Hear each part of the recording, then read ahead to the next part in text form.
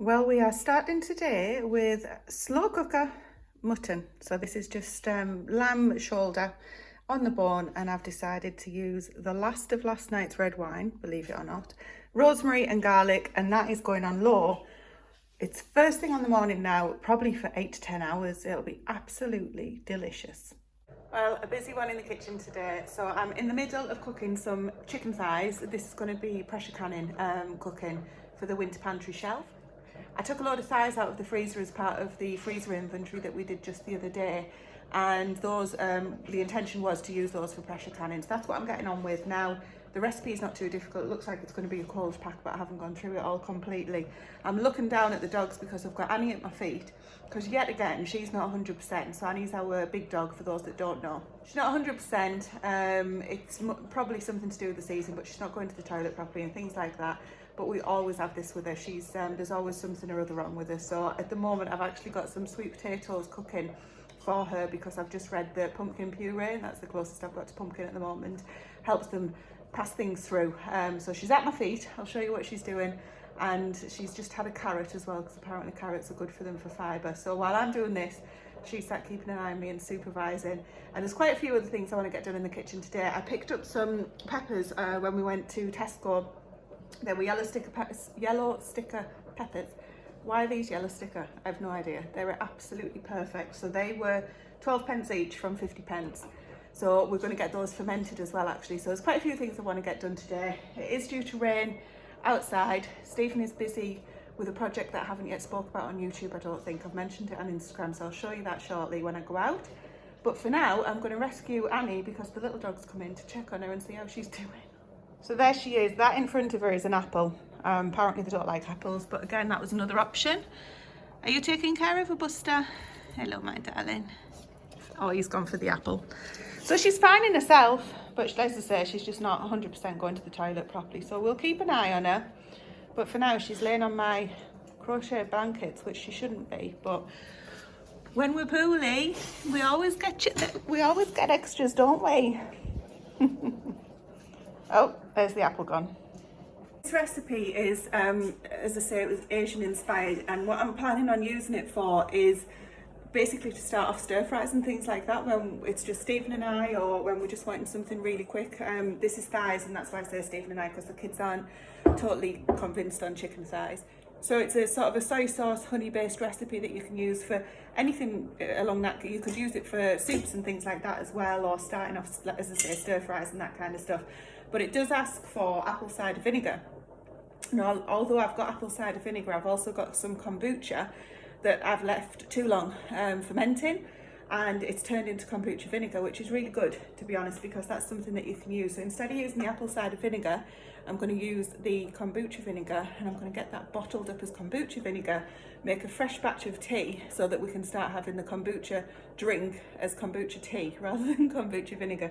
Doesn't always go down as nice when you're trying to drink a kombucha vinegar. So I'll show you that now, because it's got absolutely huge SCOBY in it that needs separating as well.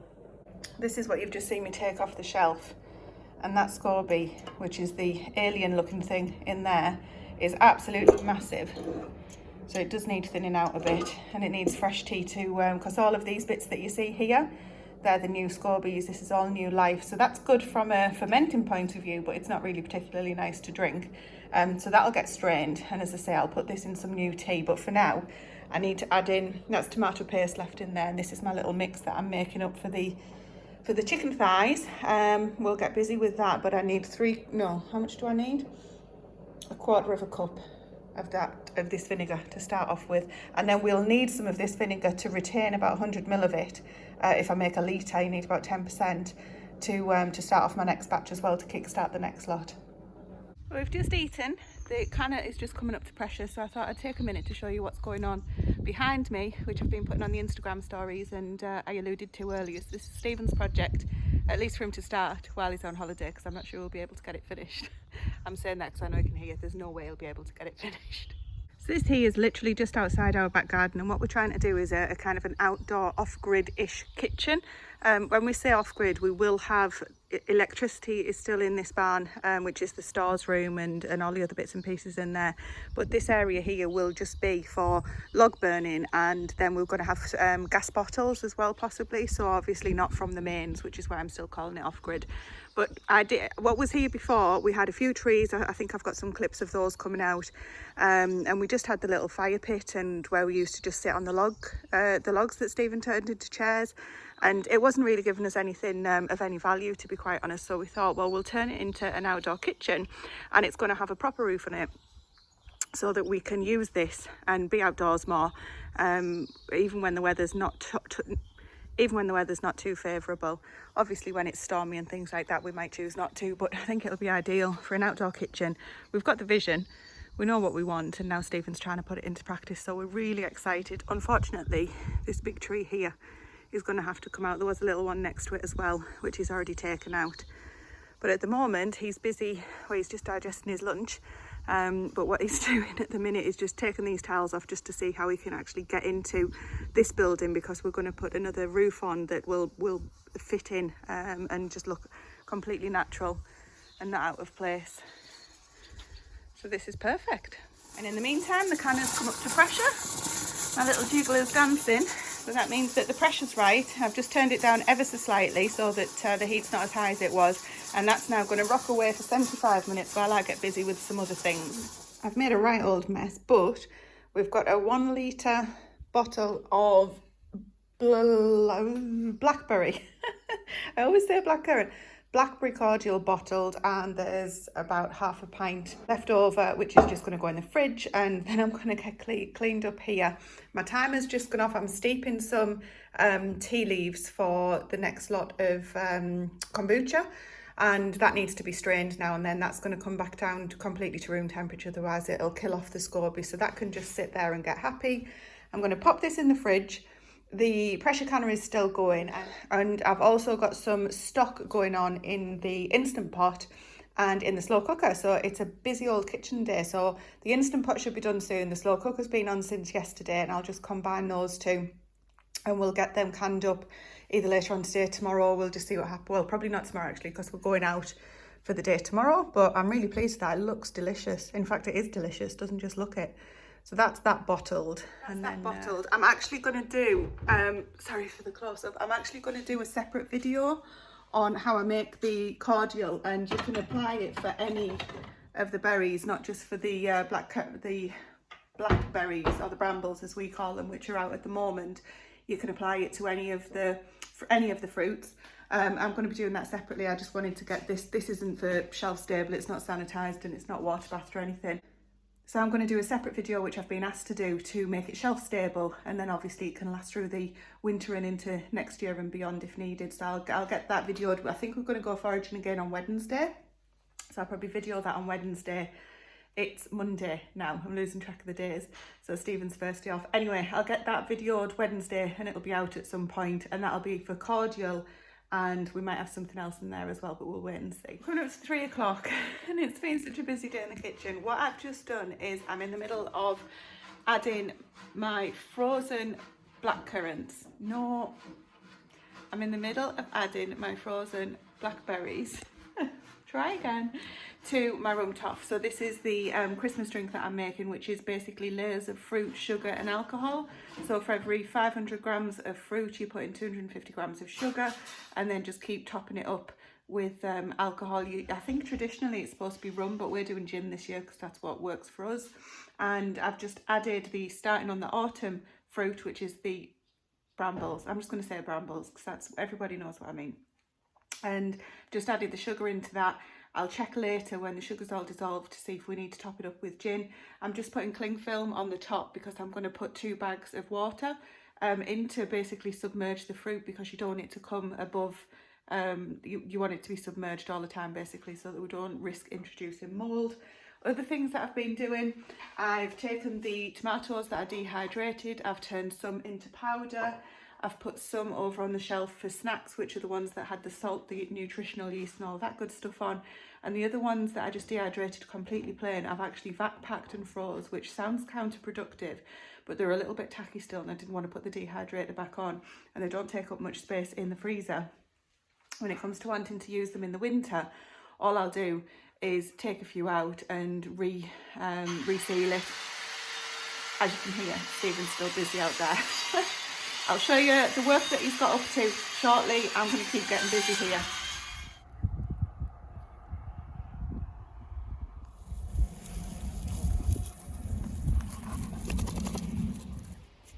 Well, it's much later on, it's much quieter, and the wind's got up a little bit, but somebody is feeling so much better. So that's good news. And Stephen has got taken the post down that he'd put up temporarily out here. So it was just basically to get the height. He's been digging and digging and digging away to get these holes in. What's that, Annie? And Annie's just spotted them. So he's taken all of the wood out. Obviously we've got it lying around. Everything's going to be a mess out here for a little while, I think, but it's just the way of the world at the minute. But this is looking promising. We've had some people round giving us expert advice, which is absolutely fantastic. Guys who've done it before just to help us out. The idea is over in the corner there where that tree is at the moment, that's going to be the seating area, I think, with a potbelly stove or similar in there. And then over where that tree, sorry I can't point at the moment, just behind the shovel where that tree is, it's going to be on an angle, so it's going to match this angle here and be, I think that's probably where we're going to do the cooking. I'm not 100% sure yet, but we need to see what we're working with. But we've exposed that lovely stone wall. I think that's absolutely really pretty. Very pleased to have the original stonework there as well. And obviously we'll be looking out over onto the animals, and we'll have the dogs with us all the time, and it's just really I'm just really looking forward to it. That's why I couldn't point. I had wine in the other hand. We are on holiday after all. Normally we'd be away at this time of the year, so I take a couple of weeks off to get lots of done on the smallholding, but we also take some time off to go abroad as well. So depending on, you know, what fits in when, we'd usually be abroad, so we figure let's enjoy it like we would as if we were away. Anyway, in there the canner's all done, so I'm going to get those out just now. They smell absolutely divine. So this is the stir-fry thighs, so the Asian inspired thighs, chicken thighs. Absolutely, it's such a lovely smell, and it's going to be with all those ingredients, so you can't go wrong with honey, soy sauce and tomatoes, can you? So I'm going to get those out just now. I need to go and get the greenhouse watered.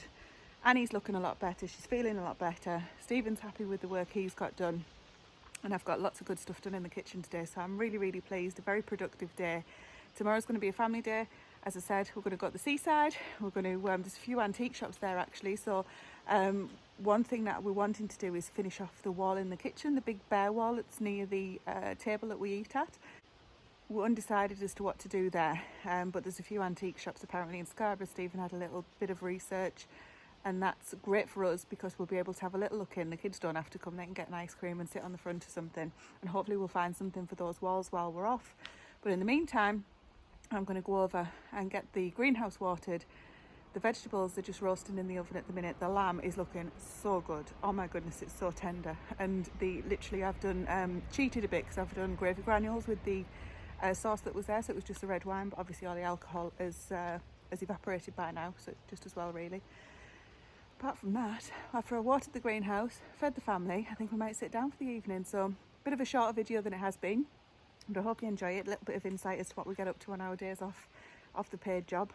And we'll see what happens tomorrow. Might get some footage from that. Oh, and I'll leave you with, we went to Beamish, which is Beamish Open Air Museum, if you want to Google that. Absolutely my favourite place on earth. So Jack and I went on our own just the other day, so I'll leave you with little bits of footage from that if that's the kind of thing that you're interested in. So how things used to be, how during the wars, rationing, how farms lived, how townhouses lived. I just love it. It wasn't as open. Some places were closed still due to the storm damage, so we'll be going back, but I absolutely love it there. So if you are interested in that kind of stuff, I'll add some of the footage on now. Otherwise, if not, thank you for watching, and we'll see you in the next vlog.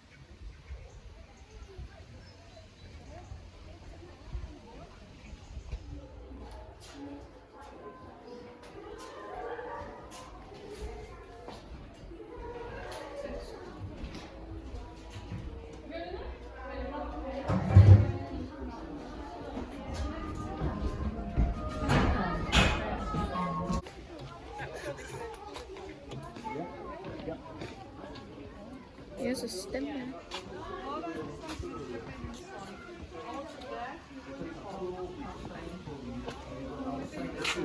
The body is filled with explosive powder all around the centre of it. Like gunpowder? Yes.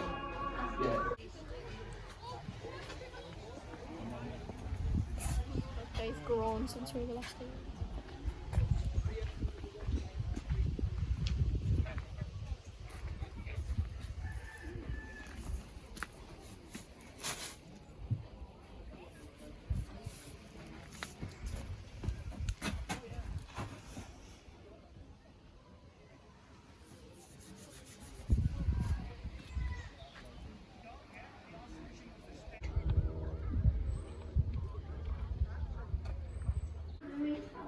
Yeah, that's the cool shirt.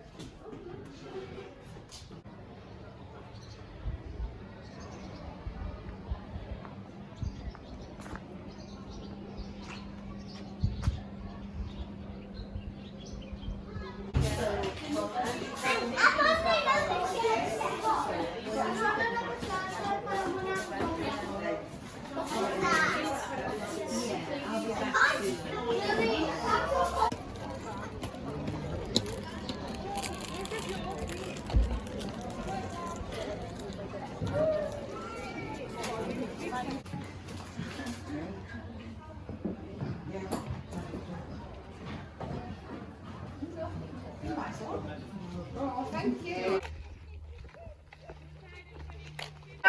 You lost the game. I've never done it. This is my new water bottle.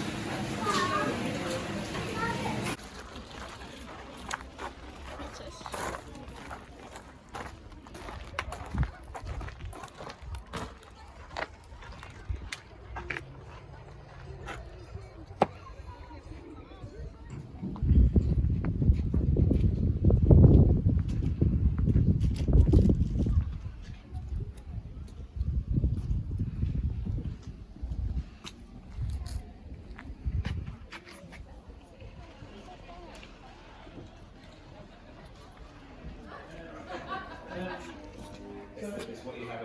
Yeah, well, obviously it could be that that was on that side as well.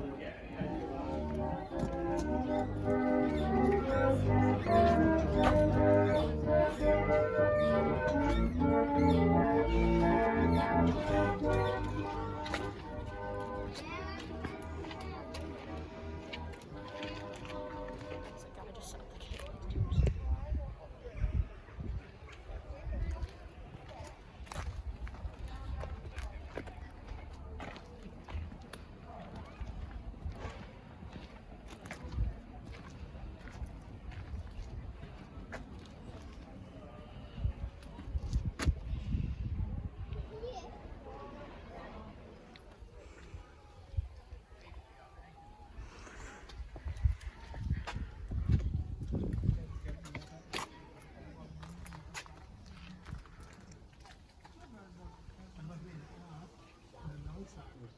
I think it's just 5 things.